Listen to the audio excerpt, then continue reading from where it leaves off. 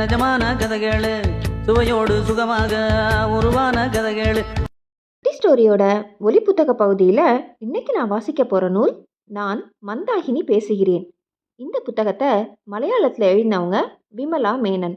தமிழில் இந்த புத்தகத்தை மொழிபெயர்த்தவங்க அம்பிகா நடராஜன். அத்தியாயம் 12. நான் மந்தாகினி பேசுகிறேன். எனவே ஜனாதிபதி விருதுக்கு மந்தாகினியின் பெயரை இந்த நகராட்சி கட்டாயம் சிபாரிசு செய்யும். நகராட்சி தலைவர் கம்பீரமான குரலில் இதை அறிவிக்கவும் அரங்கில் கைத்தட்டல்கள், விசில்கள். இடையில் காய்ச்சலின் வெப்பத்தால் பொங்கியிருந்த தனது கண்களிலிருந்து வந்த கண்ணீரை மந்தாகினி துடைத்துக் கொண்டிருந்தாள். கழுத்தில் போடப்பட்ட கனமான பூமாலைகளுக்கிடையில் மந்தாகினி கஷ்டப்பட்டு அம்மா, அப்பா, பாட்டியை பார்த்தாள். பாத்தீங்களா உங்க மண்டூச? திடீரென்று ஞாபகம் வந்தது. 2 வருடங்களுக்கு முன்பு அண்ணன்களுடன் குளத்தில் நீச்சல் அடித்து பழக வேண்டும் என்று அடம்பிடித்து அழுத போது மந்தாகினியின் முன்னே வந்து நின்று ஆவேசமாக திட்டிய அம்மாவின் முகம் ஞாபகத்துக்கு வந்தது. ஆம்பளை பிள்ளைங்களோட தண்ணிக்குள்ள குதிக்க நீ போக வேணாம். எல்லா பெண்களும் நீச்சல் பழகிட்டா இருக்காங்க. அடக்க ஒடுக்கமா இரு, முதுகு வீங்கி போயிரும் என்றார். மந்தாகினி இப்போது ஓர கண்ணால் பார்த்தாள். அம்மா இப்போ என்னை பத்தி என்ன நினைக்கிறாங்க? பாத்தீங்களா என்னோட மகள் மந்தாகினிய என்று மெய்சிலிர்த்து கொண்டிருந்தார். அன்றைக்கு தாத்தா தான் அம்மாவிடமிருந்து என்னை காப்பாற்றினார். பாலன் அண்ணனும் ரகு அண்ணனும் நீச்சல் அடிக்கும் போது எனக்கு நீச்சல் சொல்லிக் கொடுக்கிறேன் என்று தாத்தா உறுதி கொடுத்த பிறகுதான் அம்மா என்னை கடைசியாக போக விட்டார். 2 வாரங்களில் குளத்தின் கடைசி வரை போய் நீந்தி வர பழகியிருந்தேன். இனிமேலாவது அம்மா மனசு மாறும்னு நினைக்கிறேன். எப்படி இருந்தாலும் மந்தாகினி நட்டு வச்ச மாமரத்துல இப்போதானே பூவும் பூக்க ஆரம்பிக்குது.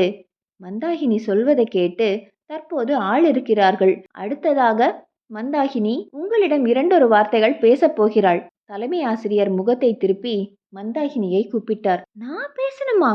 அப்புறம் நீ பேச வேணாமா? பேசவில்லை என்றால் மந்தாகினியின் மனது சமாதானம் அடையாது.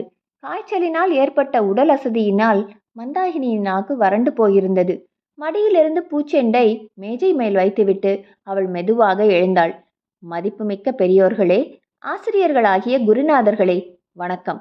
இன்று இங்கு என்னை பெருமைப்படுத்தியதற்கு மிக்க நன்றி. என்னுடைய நண்பர்கள் சந்திரிகாவும் சங்கரனும் இப்போது நன்றாக இருக்கிறார்கள் என்பது சந்தோஷமாக இருக்கிறது.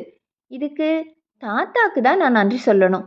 எனக்கு நீச்சல் கற்றுக் கொடுத்து தைரியமாக நான் இந்த காரியத்தை செய்ய அவர்தான் முழு காரணம். தைரியமும் நம்பிக்கையும் இருந்தால் ஆண் குழந்தைகள் செய்யும் எல்லா சாகசங்களையும் பெண் குழந்தைகளும் கட்டாயம் செய்ய முடியும். மந்தாகினி அதிகமாக ஒன்றும் பேசிவிடவில்லை. பேசுவதற்கு சிரமப்பட்டு கொண்டிருந்தாள். காய்ச்சல் காரணமாக கண்கள் சிவந்து கண்ணீர் வடிந்தது. தலை பாரமாக இருந்தது. உடல் வலியால் நொந்து கிடந்தது. மனுக்குட்டி, வாமா போகலாம். பாலண்ணன் வந்து கையை பிடித்து மேடையிலிருந்து இறக்கிவிட்டார்.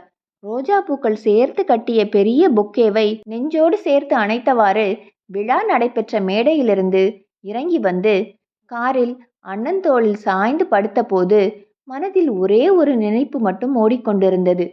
முதல்ல நாளைக்கு ஆஸ்பத்திரிக்கு போகணும். சங்கரன் சந்திரிகாவை பார்க்கணும். பாரதி புத்தகாலயம் வெளியிட்ட இந்த நூலை நீங்கள் அச்சு வடிவில் வாங்கணும்னா அதற்கான லிங்கை நாங்கள் டிஸ்கிரிப்ஷனில் கொடுத்துருக்கோம். இந்த மந்தாகினியோட கதை உங்களுக்கு ரொம்ப பிடிச்சிருக்கும்னு நான் நம்புகிறேன். திரும்பவும் வேறொரு புத்தகத்தோட ஒலி புத்தக பகுதியில் நான் உங்களை சந்திக்கிறேன்.